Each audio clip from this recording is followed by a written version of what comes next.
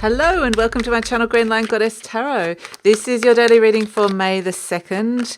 We have, my guides are saying to remind everybody that we have a very strong Pluto happening at this moment in time because, yes, speaking of which, here it is, the Death card, the Queen of Wands and the Page of Pentacles. Pluto is stationing to go retrograde. It's happening early next week and it's slowing down, very slow, deep outer planet, the planet of birth, death and rebirth here. So that's why we're seeing Pluto in the Death card. And very strong Pluto energy. When it slows down, it's closer to the Earth. It has a stronger energy and it's the planet of intensity anyway. And it can rumble around. It's this very low energy when I tune into the energy of Pluto. And it's also the planet of transformation, death, destruction, rebirth, all of this stuff. It can bring up fears. It's underworld energy. So here we have the Death card and the Wheel of Fortune, interestingly. So this Queen of Wands is very brave. She's right next. She knows death is coming for her. The Death card is coming. Transformation is coming, not literal death. Transformation is coming. And she's holding the sunflower in her hand. She's like, I'm seeing this as an opportunity to expand and grow, to release what is no longer serving me, what is no longer being fulfilling for me. And I'm really trusting the messages that I'm getting from my intuition. And they could be unexpected messages as she knows that the energy of death is right next to her. She's feeling those rumblings, the energy of transformation, the Plutonic energy, and it can be bringing up fears. Pluto's in Aquarius, it's a fixed air sign, so it could be bringing up a lot of mental activity, very strong, intense thoughts can be coming through with this because it's fixed air and it's a planet of intensity, really strong. So if you're Aquarius, Sun, Moon or Rising, you might be feeling this. It could be heightened. You could be feeling it in heightened fear, heightened anxiety, heightened, like this very... the sense of that could be coming through with this. I mean, everyone can be feeling that. But the way they're saying is the Queen of Wands is actually the Leo Queen. It's the opposite energy of Pluto. And we have Mars in Leo at the moment. And Mars is the lower octave of Pluto.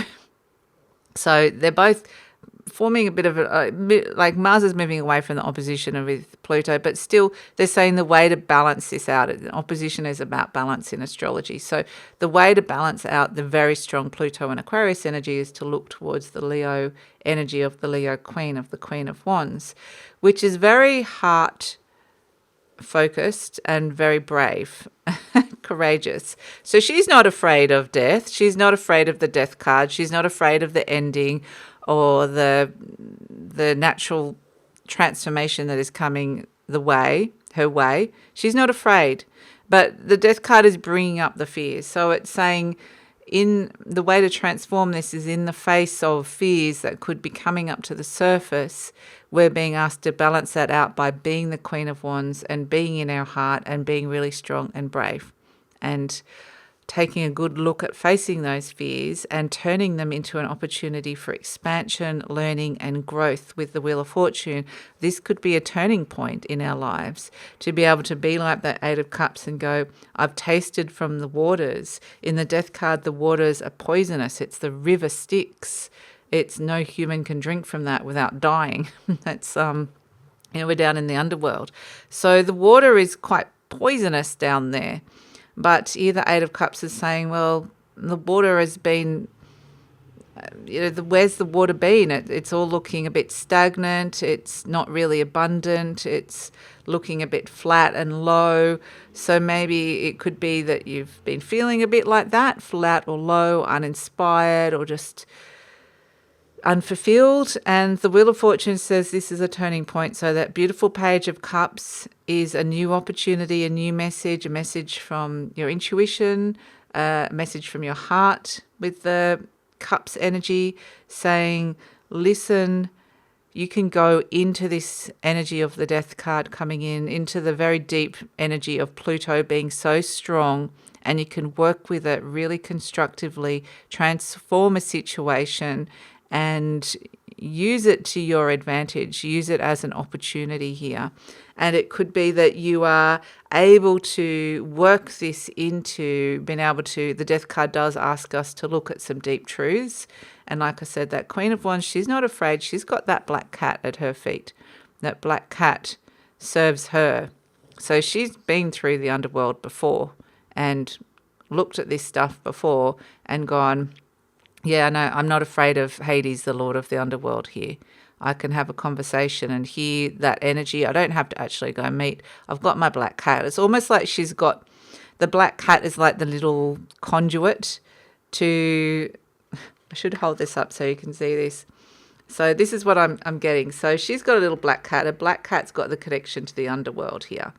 And it's almost like can intuitively, that's what the Page of Cups is, an intuitive message, intuitively give the message up to the Queen. This is what's happening down here in this underworld. You don't have to, yes, you know it's there, it's coming. You don't have to talk to it or be directly in it if you don't want to, but you just have to learn what the message is that's coming in around it.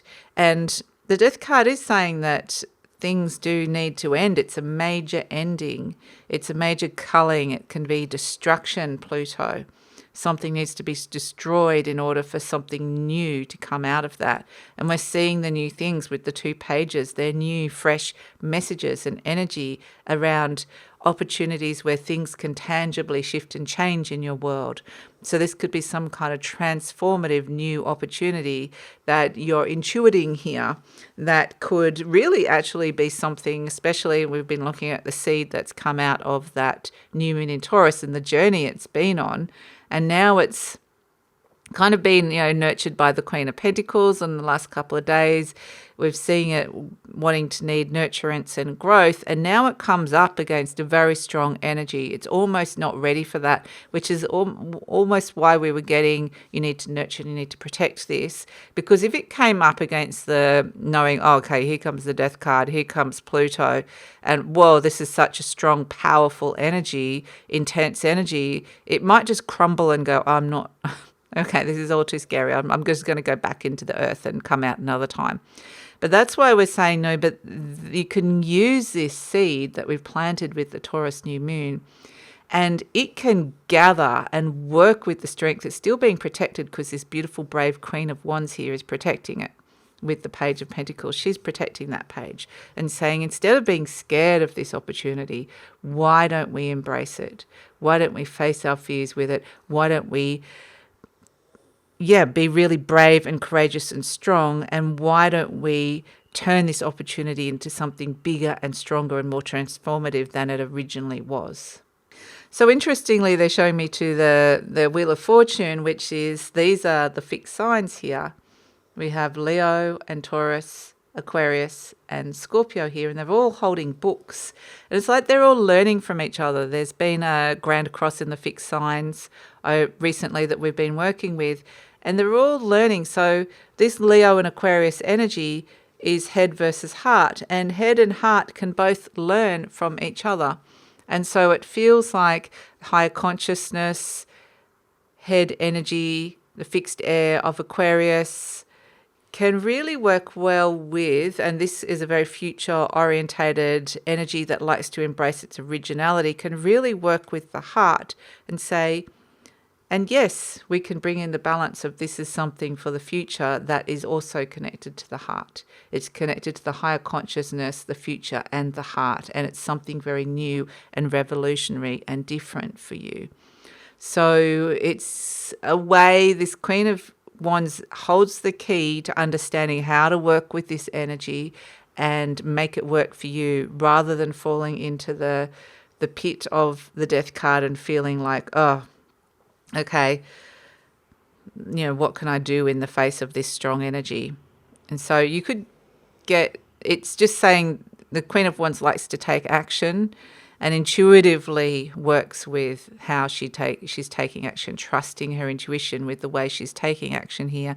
And so, yes, it's treading a fine line. You're walking along a tightrope across a dark chasm with this, but at the same time, you've got to be brave and strong, and the Queen of Wands is very warm and protective and guarding you here and guiding you, and she's very creative. She's like, well, there's creative solutions here perhaps coming up. So it's also where the Death card could be, most people would be scared of the intensity of the Death card. Is this a person or an aspect of yourself? But the Queen of Wands welcomes it. She's warm to it. And so, and I think somehow, somewhere in the psyche of the Death card is actually really appreciative of receiving a warm welcome as opposed to coldness. And so it feels like there's something that really needs to be, or someone that, even though it seems scary, is you're being asked to open your heart up to this. So, yeah, I mean, it's the planet of birth, death, rebirth, transformation. It's intense power, untapped potentials. It's all these things. It's not going to be a walk in the park with Pluto being very strong, close to the earth. It's going to be intense, but we've got help around with this Queen of Wands. There's energy around that can help us work with it. So, yeah, guiding us through it. So, yeah, no wonder we're starting to see that Pluto energy is starting to make its presence known. And that's going to get stronger and stronger and stronger into the weekend. And it's early next week on the 5th that it actually turns retrograde. This weekend it's going to be super strong. So curious to see how it plays out in tomorrow's reading for the weekend. But also, speaking of which, we're moving into May. My monthly readings are going to start coming out over the next couple of days. So stay tuned for that. I think the first ones are coming out tonight, and then over the next couple of days they're going to come out when they're ready, pretty much. So they'll all be out by the end of the weekend, and so stay tuned for that. The May monthly readings are on their way with extendeds. So that's it. Please like, subscribe, share, leave a comment. Love to read your comments, and take care.